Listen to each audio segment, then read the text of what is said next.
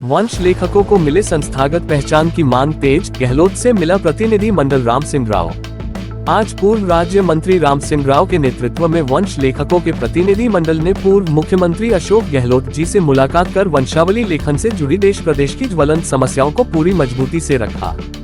पूर्व राज्य मंत्री राम सिंह राव ने कहा कि वंशावली लेखन केवल किसी एक समाज का विषय नहीं, बल्कि पूरे देश की सांस्कृतिक स्मृति, सामाजिक संरचना और ऐतिहासिक निरंतरता से जुड़ा प्रश्न है।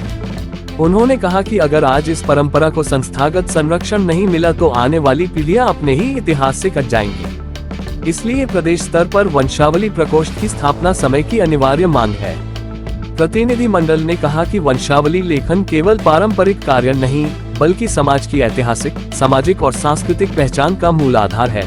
लेकिन आज ये कार्य सरकारी संरक्षण, मान्यता और नीतिगत सहयोग के अभाव में संकट के दौर से गुजर रहा है। वंश लेखक श्री उमेद सिंह अमलदार ने कहा कि देश भर में वंश लेखकों का कार्य जन्म, मृत्यु, विवाह और सामाजिक इतिहास से सीधे जुड़ा होने के बावजूद किसी भी सरकारी अभिलेखीय व्यवस्था से नहीं जोड़ा गया, जिससे ये परंपरा धीरे धीरे समाप्ति की ओर बढ़ रही है।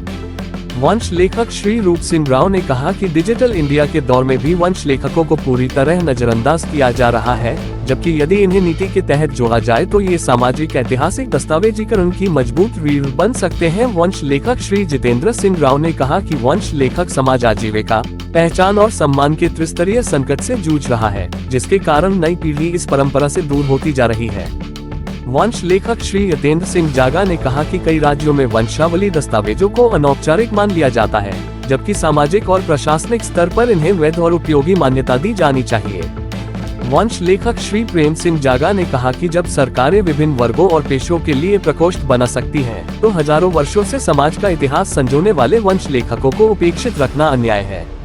वंश लेखक श्री विष्णु जागा ने कहा कि प्रदेश स्तर पर वंशावली प्रकोष्ठ की स्थापना से न केवल वंश लेखक समाज को दायित्व और पहचान मिलेगी, बल्कि शासन प्रशासन को भी प्रामाणिक ऐतिहासिक रिकॉर्ड उपलब्ध होंगे।